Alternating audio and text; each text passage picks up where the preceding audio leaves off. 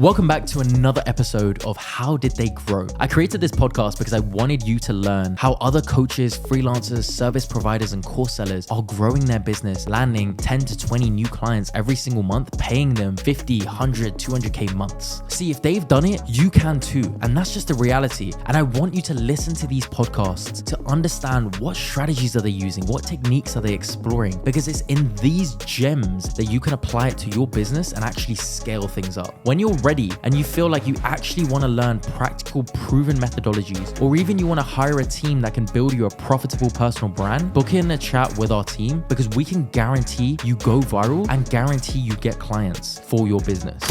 All right, so welcome to the podcast again. So today we have Libby, who is an incredible story, turned from a farmer to a health and relationship coach. She turned divorce into becoming the best version of herself and now helps others break bad habits, old trauma, and patterns of negativity that seem to be on repeat. She uses NLP and hypnotherapy techniques. And today she's going to be sharing with us her entire story and how she's now using her story and using all the things that she's gone through to help transform others. So Libby, great to have you on the show.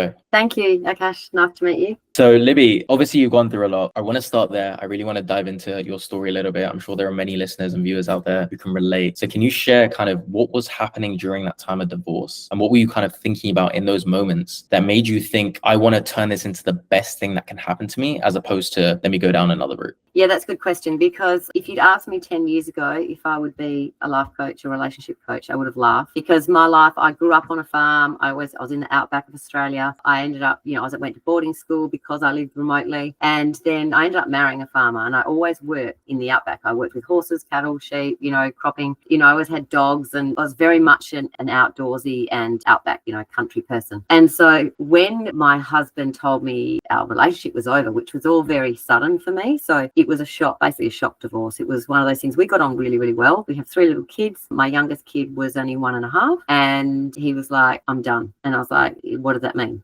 So it was basically, he didn't want to farm anymore. He didn't want to be with me anymore. He didn't want to be in business with his family anymore. All these things happened, and it was kind of like a midlife crisis. He was 39 going on 40. That's one way to explain it. And anyway, so for me, it was like just trauma. It was just grief. It was a lot of crying, a lot of questions. Why? All the questions were why. Like, what's wrong with our marriage? What's wrong with me? What's wrong with you? What's wrong with life? What's wrong? What have I done wrong? Why aren't I good enough? And so what I realized I had to do was look after my health, because I had 3 little kids. And so while we were going through this separation, I knew that I had to look after the kids, had to look after myself. So although I had a lot of grief, I lost like 10 kilos, and I didn't really have a lot of weight to lose, so I looked pretty scrawny and whatever. And it was just the grief. I just felt sick. And the scariest part is, what am I going to do with my life?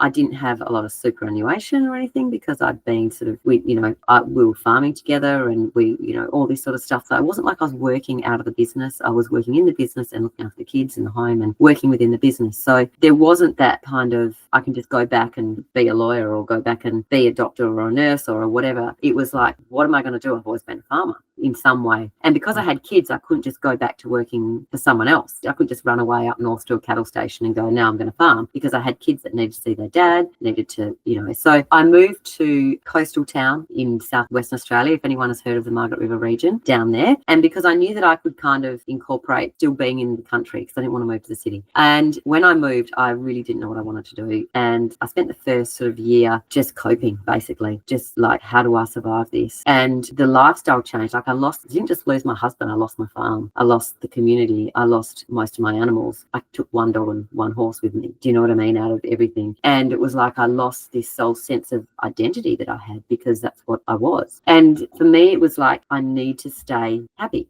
I need to look after myself and look after my kids. So I made sure that I was really healthy. I loved being outdoors and exercising anyway, so that wasn't hard for me to do, but I kept exercising. I made sure I ate really well. I love nutrition, so I thought, look, I'm going to look after myself really well. And what was happening is that other people that I was meeting, when they sort of knew my story and knew that I was grieving really badly and everything, sort of were like, well, how do you stay so fit and healthy? And I said, well, I do this and I do that, and I don't go down the poor me road. Even though I had days where I'd be on the floor crying all day, it was like, I knew that was part of grief and I had to do that and get it out instead of poor me, poor me. And so it wasn't like I sort of hitting the bottle or doing silly things like that. I just made sure I looked after myself. And so that started to snowball effect and people were asking me for help. And so I was doing horticulture at that point. Obviously I was a farmer, so horticulture, I had a big garden on the farm. So I was doing horticulture. And so I was working in a garden centre, which I loved because it was, you know, with plants and all the rest of it, and outdoorsy, and moving my body and all of that. But people were asking me for help. So I started sort of helping. And so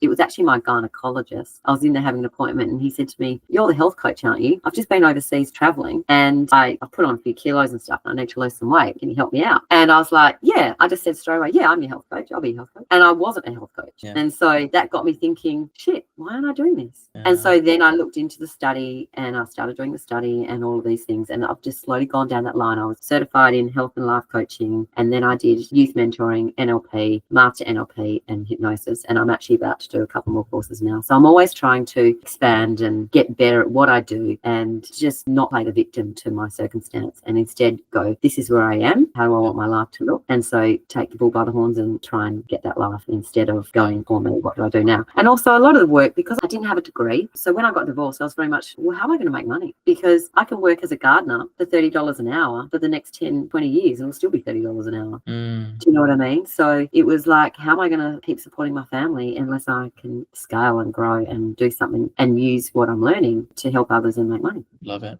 Love it. There's so much I want to unpack with this.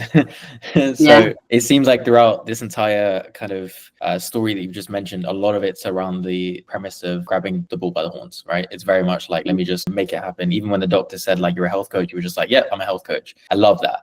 Richard Branson actually himself says this quote, right? He's like, if someone offers you a deal, you say yes, and you figure out how to do it later, right? Yes, I know that one. Yes. Yeah, I totally get it. My first client was the same thing. Like it was like, yes, and then I figured it out and then obviously did it. And then 5 years later, we are where we are. I love that. And I want to learn a little bit more about kind of what in that time period, you know, that year of when you were feeling really lost and kind of you weren't sure what you were going to do next.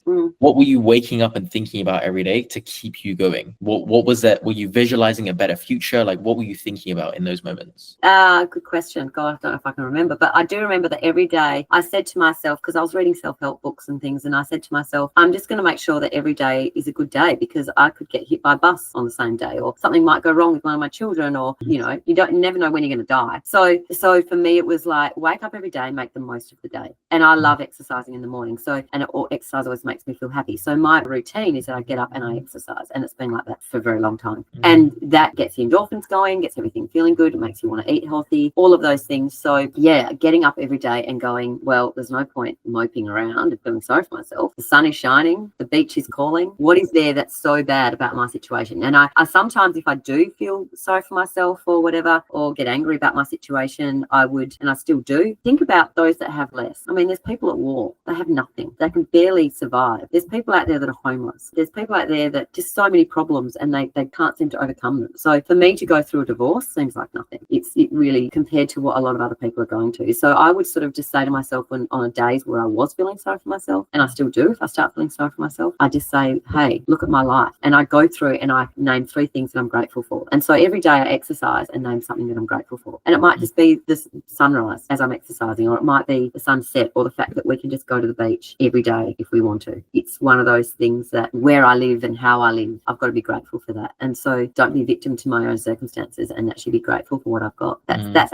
how I got through it, really, is saying I'll be grateful for everything every day that I have. I've got healthy children, you know, like whatever it might be. So just taking every day as it comes and staying as grateful as you can be throughout the day. Yeah, pretty much. Yeah. Yep. When you were going through this divorce, you obviously mentioned that it was a complete shock to you. Yeah. I mean, that in itself can be traumatizing. So for you, my question is more, what was it all like? Like, what were you thinking about? What was it like? Because obviously, I'm assuming this was, you know, you were in a relationship for a long time as the love of your life, like many people when they're married. What was that feeling of, I found this person and now I'm no longer going to be with this person? What was going through your head? A lot of devastation, a lot of betrayal. Felt really betrayed because he actually come up with really good reasons. You know what I mean? It wasn't like we were fighting and everything wasn't working and we weren't getting on, the business sadness or anything like that. It was all just really, it's like he was trying to find a reason to justify his feelings.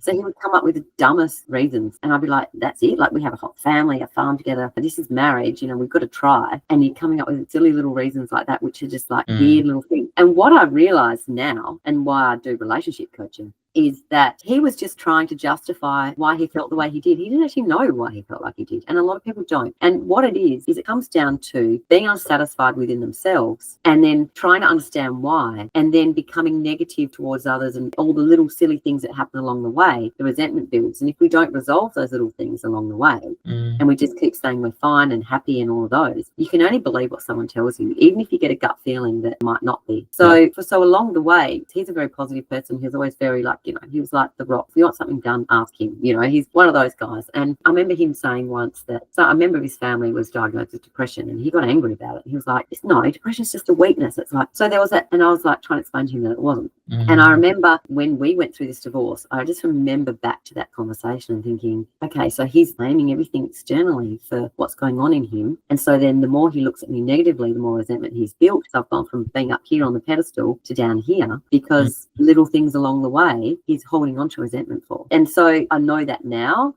He probably wouldn't even be able to explain that to me because he probably still doesn't even really know. But this is what happens with so many people, is the resentment that builds up. And then you just find that you don't want that life or that person or that whatever anymore. And he went through that. And so all those little things that he said were reasons I now sort of laugh at, because I thought so much of it was me. What's wrong with me? He doesn't find me attractive anymore. All those things that women or anyone goes through when they go through divorce. I'm not good enough. I'm unattractive. I'm now a mum. So instead of being a lover, I'm like a mother, because, that's what happens when women go through that transition. They go from being this person to trying to find themselves through motherhood, and then trying to find themselves again after. So it's, that whole transition. And so you do believe that you're not good enough when someone comes up to you who was your best friend and your partner goes, I just don't want to be with you anymore. And you think, how can you? And the rational person is thinking, how can you think like that when we've got a family and a business and a great life and all those things? But people are people and they do what they do, and you can't explain it sometimes. Do you look back and think of things that you could have done differently, just as much as obviously you could have done things differently? Oh, definitely, because now I'm educated in this. I'm educated in relationships. And so what I realised was probably the thing that pushed us apart was that we didn't communicate our deeper problems and feelings to each other. If I was upset about something, I'm so good at letting things go and then forgetting about them that I would mention some things and then we'd have a talk about it, and I think, great, everything's good. But he might have still been holding on to stuff. And if he was upset with me about something, sometimes he'd say something, we'd have a discussion. I'm like, it's all over. He was probably still holding on to stuff. And him not communicating to me how he really felt about a lot of things, not just us, like a lot of things, because he saw all of that deep, meaningful, how he really feels, I think, as a weakness. And he didn't want to be that weak person. He was always going to be the strong person. So that's all I can guess. But definitely a lot of things. I do a lot of things so differently with my partner now. We really communicate, and I help him communicate because he's a little bit like, too scared to show his feelings. I'm like, show your feelings. How are you feeling? Helping him to feel welcome and open to talking about how he feels. Yeah. I think a lot of men, truth be told, I say this from experience, a lot of men struggle with sharing their emotions. Yeah, they all do. Yeah. I think it's seen as a weakness. I remember growing up and being told that, boys don't cry, And so for a long period in my life, I actually never cried. Even now, as I explore spirituality, which is something that's a huge part of my life, a big part of spirituality is entering in the heart space. And that's one thing I'm really struggling with. I struggle entering in the heart space because I struggle just looking in that direction, like anything to do with emotions. Emotions, I hope you're enjoying this podcast. I hope you're taking notes. I hope you're learning so much practical wisdom, because that's what I really wanted from this podcast. Now, I just want to quickly say, if you're looking for a team that can actually help you explode and go viral with your personal brand with proven methodologies, I say this because I've been doing this for the past 5 years. We've got a team of 30 people who are ready to go ahead and explode your brand so you can get clients begging to work with you. Have a chat with one of our advisors. You can book in a chat using one of the links around this video, because that chat might just change your life. Yeah. Out of curiosity then, from your standpoint, having gone through being with someone who was really struggling to be in tune with their emotions to now being with someone who you're trying to help with their emotions, what have you found that's been the most helpful in helping guys be a bit more vulnerable with their emotions? The key here, and this is a really good tool, everyone who's going to listen, you can't blame and shame each other. If a guy wants to let you in on his emotions and open up to you, you've got to give him the space to do it. And you've got to not judge him for it or say, no, it's not like that, or no, you should do it like this, or no, you shouldn't feel like that. It's about letting him and saying, yeah, I hear you, I see you, I understand you feel like that, even if it's not what you want to hear. Because if you want a guy to open up, he's got to feel safe. And a lot of women don't let men feel safe. Because we are organisers, the men are the hunters and the women do everything else. That's pretty much how our DNA is, yeah? And now we live in a world where the men work, that's their hunting, and the women do everything else. But the women now work and do everything else. And so we expect the man to come in and do everything else as well. And that's a really hard thing for a man to do. He's still trying to, women's lib, our feminism, we've come a long way and it's been a great thing. But women are actually, we're our own worst enemy, because we want to do everything a man can do, plus everything a woman can do, plus be a mother. And we're expecting the men to do the same as a society, not necessarily individually, but, and we want the men to be able to look after the kids like we would, and wonder why they can't do it because it's not in their DNA. So it's a big thing for you guys to learn. And so now the communication tools are so important. So a man can, you've got to kind of find that feminism, that feminist and masculine energy between you, so that the man can be the man in the family and the woman can be the woman, but it's not necessarily the jobs that you're doing. It's the way you are. It's your behavior. Your natures, So that's interesting. I never looked at it like that. Like, men were typically hunters, meaning they had one focus. And then you were saying that women were gatherers, right? So they had many, many focuses, like community building, gathering, etc. obviously, raising.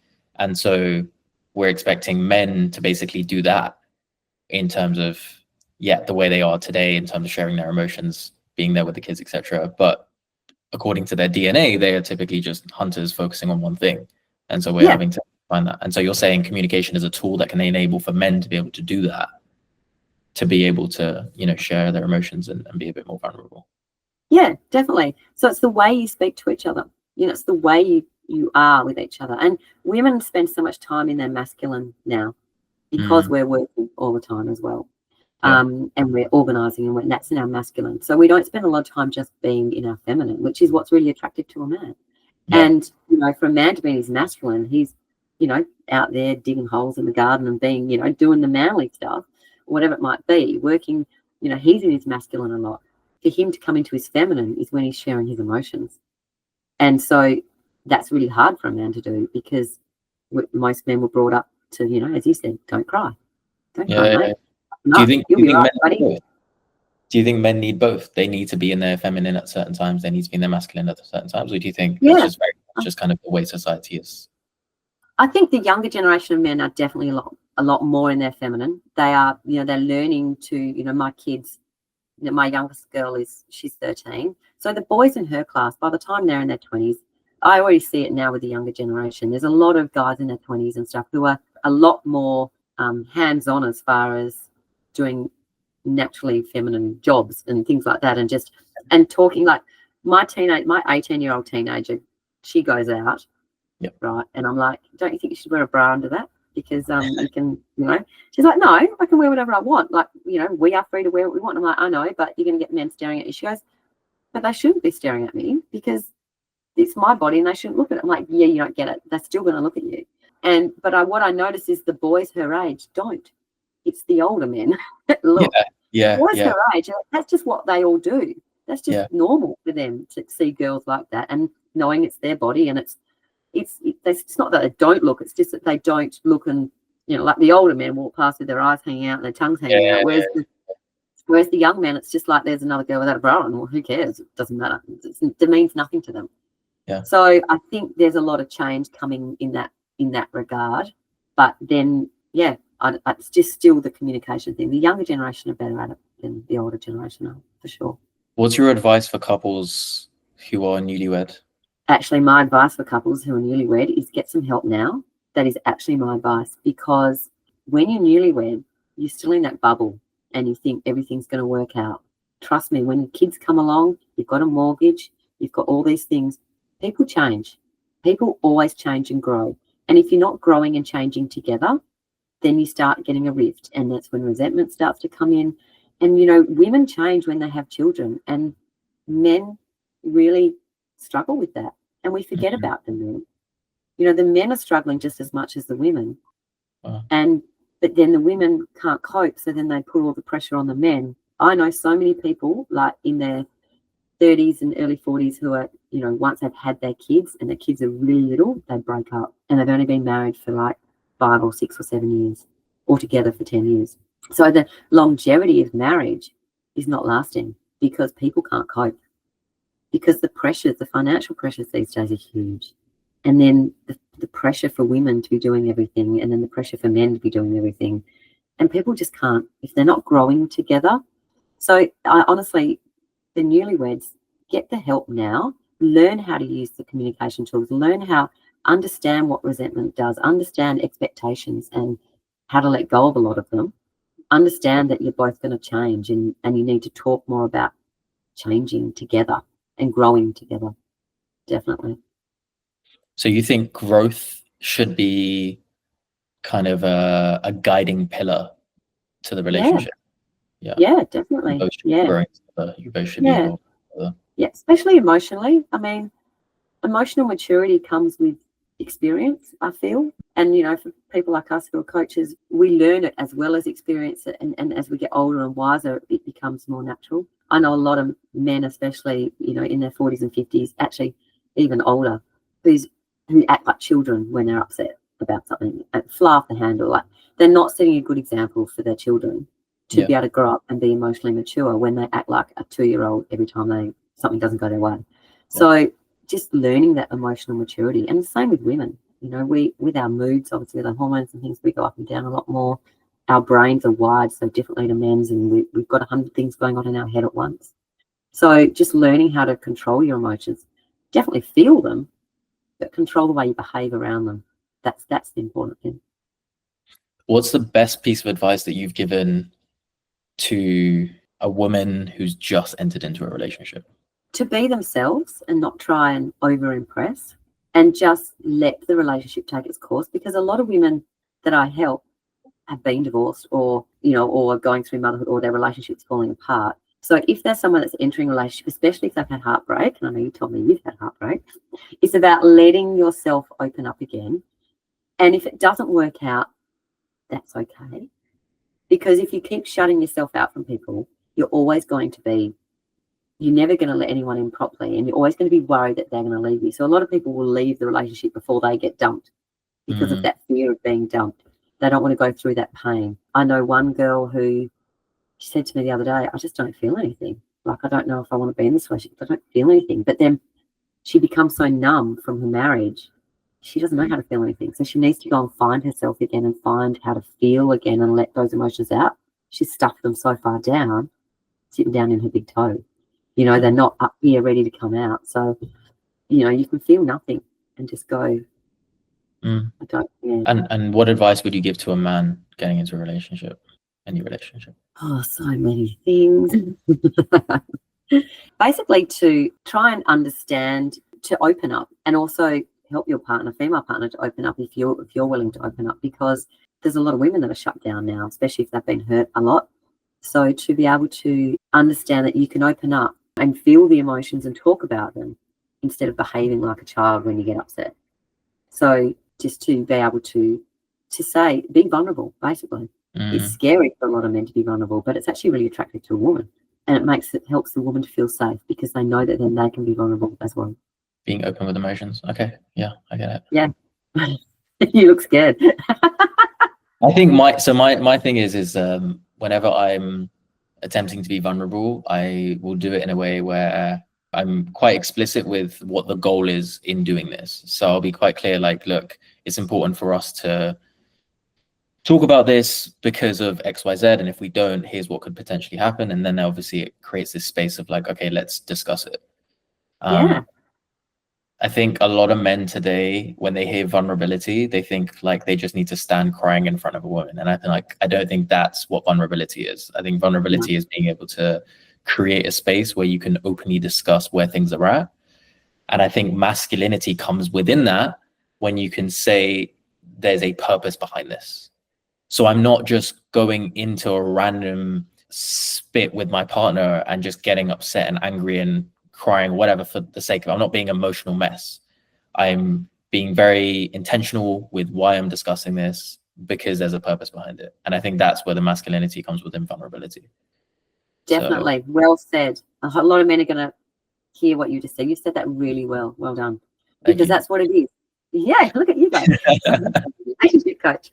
So, you know, that's really how men, it's not about crying in front of a woman, and you're allowed to do that as well. It's about opening up and telling them how you feel, because no one is a mind reader. And a lot of people have expectations that they don't even know. Like, my husband had all these expectations that came out of him when we broke up. And I was like, what? Well, I didn't know about that or that. I'm not a mind reader.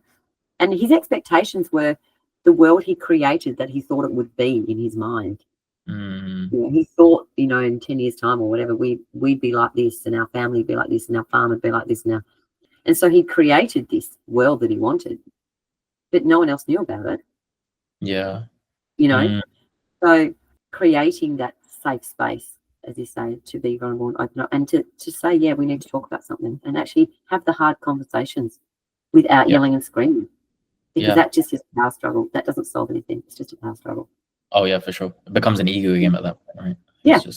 And our egos get bruised all the time, and that's okay. You know, egos are part of our safety mechanism. Yeah. They're there to keep us safe. Absolutely. It seems like, so obviously I know we can talk about this for hours. I can talk about relationships forever. I want to touch on the fact that obviously, like, where you are now in life, you know, you're coaching people to basically break these old patterns, break free from trauma, etc. Fitness is a big part of that, it seems. So how does it all come together? Like, how are you typically approaching a new client that comes to you? Depends. Like, I'm actually, like, at the moment, I've got a client who's going through a separation, a male client, and he is your typical old school. He was brought up with domestic violence. There's things going on. He gets angry very easily. So for him, it's about keeping the positivity. So it's different for every client depending on what they need. So although I have some sort of set programs, I treat every client as the individual that they are and give them the support they need depending on where they're at. Like, so for this guy, I coach him quite differently to the way I coach a female client. Even though I use the same principles, I might use the same tools. It's just the language I use, things that'll get through to him, so that he can make the change. Asking him the questions about vulnerability, asking him the questions where he has to have an answer for himself, like he has to make a decision on what he's going to do. Instead of me saying, mate, you need to do that, or you need to be like this, it's like, well, how do you want to stop that? Are you happy being angry? What makes you feel good? What do you want to do with your life? How are you going to go through this separation and not carry it into the next relationship and be scared, or, you know, use the same sort of behavior that got you to where you are now? Like, how are you going to do that? What are you going to do about it? So opening it up for him to really think about, and then introducing tools that help him. Interesting. So getting him to think first, become self-aware of the problem, and then obviously introducing specific tools that could address it. Yeah, okay. Because he's got to work on himself. The relationship's over. So he's got to work on himself so that he can be the better person that he actually wants to be. Because, you know, a lot of the language I hear is, I hate the way I do that. I hate me. I hate that I'm always angry. Other people don't like this. Blah, blah, blah. So they're very negative about themselves. So it's getting that self-growth so that they can actually be happy within themselves and like the person that they are. Yeah. And that comes, do you think that starts with fitness, or do you think it's kind of in conjunction with fitness? Yeah, fitness is a big part, like finding something you like. You don't have to be a fitness gym junkie or anything like that. It's just about being outdoors, doing exercise, because it releases all the happy hormones.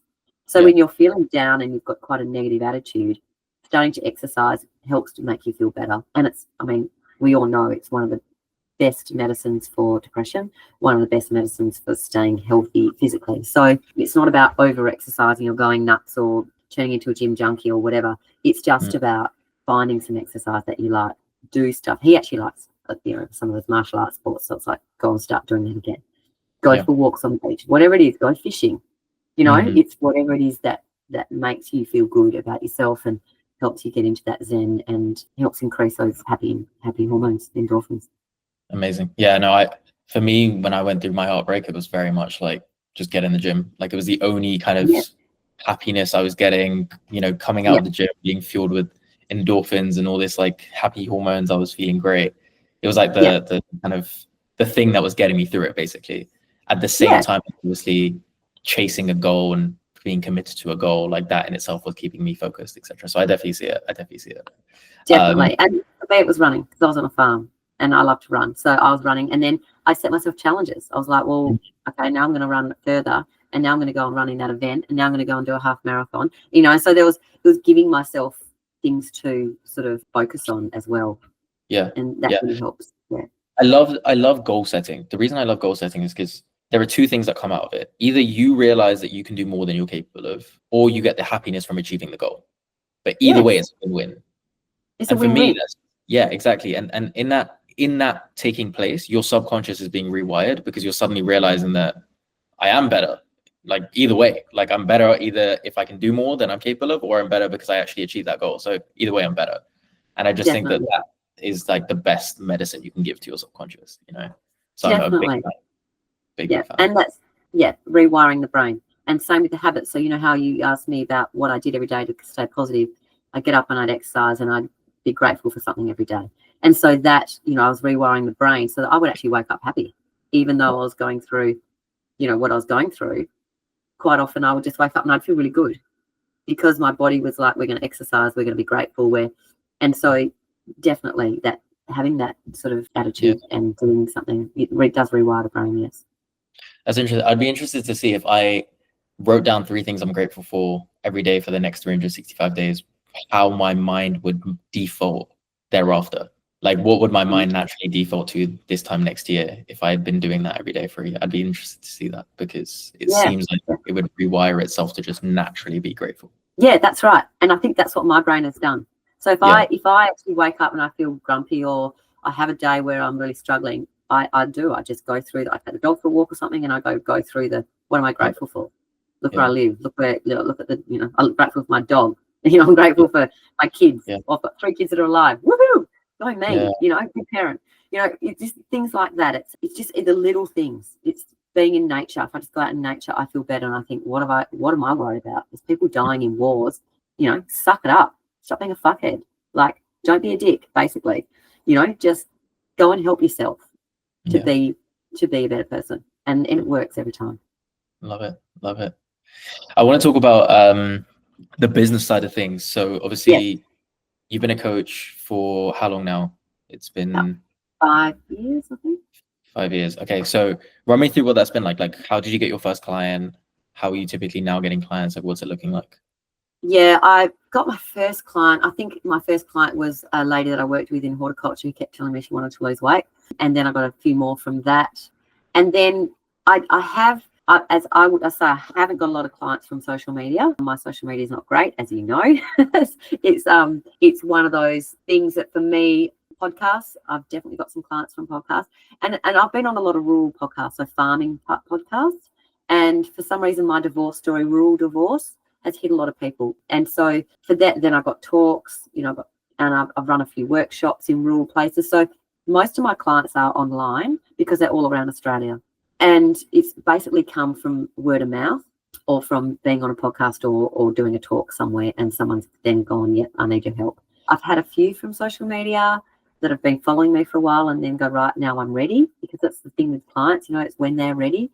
But yeah, it's up and down for me. It is really up and down. It's one of those, I can be really busy with clients or I can have no one. Yeah. And that's the honest truth of it. It's a roller coaster.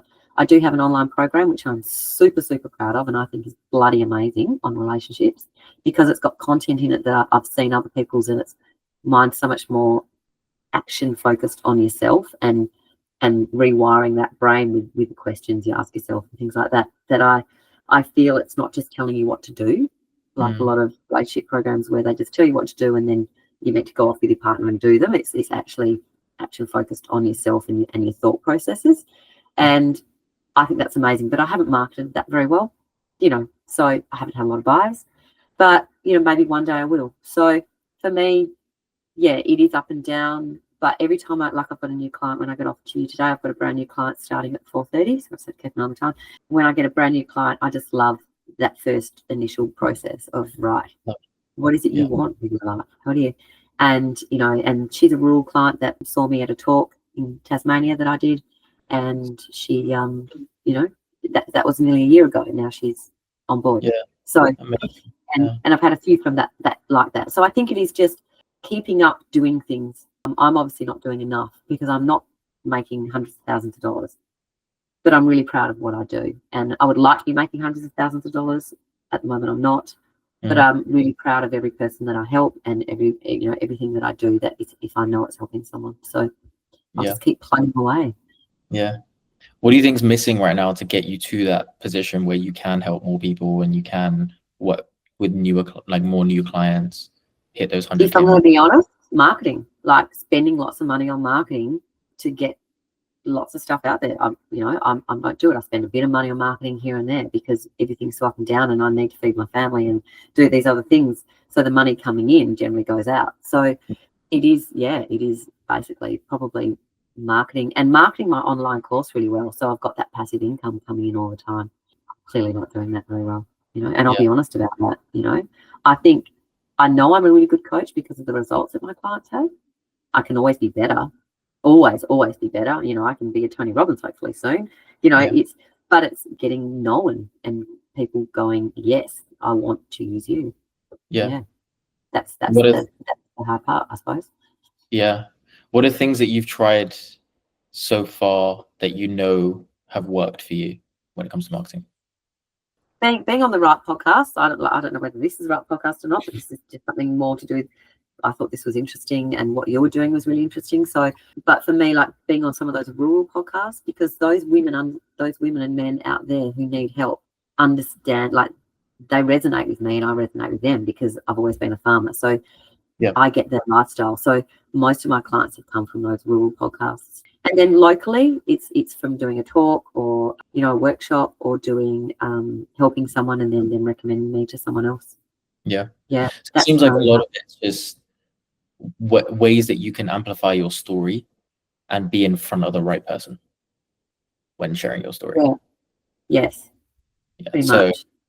if you could almost be in a room full of people who are either going through a divorce or going through something similar and you're sharing your story, that would be the ideal place. Yes, that's correct. Yeah. Okay. So how comes you've not focused then on social media as much? Because that's basically that, right? You're creating a room just on a global to all those people.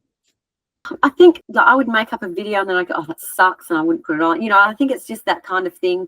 I've done some stuff that it's just happened haphazardly. I've done some posts that have had heaps of engagement and I think, oh, do need to do more of that.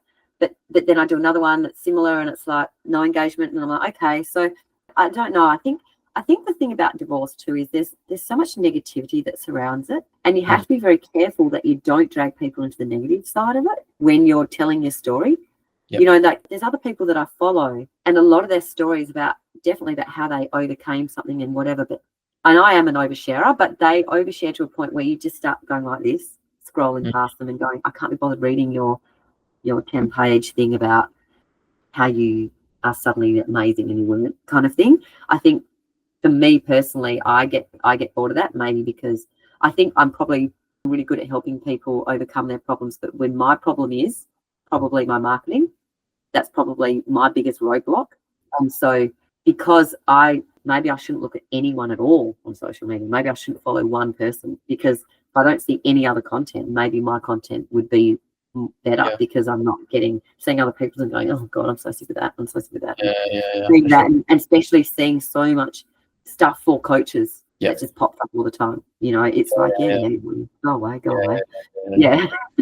So I always say to like anyone marketing anything, I always say like never think from your own perspective. You may not like it, but you don't realize like you have to basically let the data do the talking.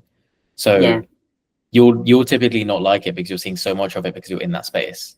But the data won't lie. So if thousands of people are engaging with that particular piece of content, then clearly there's value in it. And so you're better off looking at the numbers as opposed to thinking from that perspective. So no, I think it makes a lot of sense. I mean, a couple final questions then. What would, you've mentioned marketing a few times now. The marketing is clearly the big problem here. If you did get that in check and you did fix it, what do you think it would do for you? I think it would definitely elevate my profile as a young coach. I think, and I hope it would get me on stage, because I actually love being on stage talking. I didn't think I ever would, but I love it. And I think when I'm talking about something I'm passionate about and I can share and I can see that helps people. So I've done a few talks around, and everyone's like this. They're either scared because they can see themselves in all these problems within themselves and their relationship, or they're just intrigued, or they're just really learning something. And so I'd love to be on stage in front of a massive audience. I'd love to get paid for people to go, right, Liv, we need you, come fly over to this country and be on stage, do a TED talk, whatever.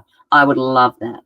So that's that would be my aim, is to do more of that, and then still have one-on-one coaching, obviously, but not to the point where I'm just working around the clock trying to coach people, but have maybe more programs. But the only thing with the online programs is there's so much out there.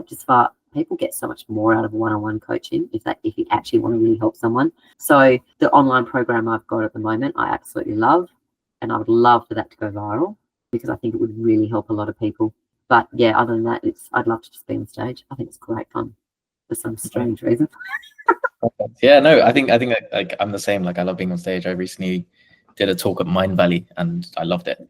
So I totally get it. So just to wrap things up now, I know you're also on a deadline. So what's one final note you want to leave for other coaches out there who are kind of going through the up and downs?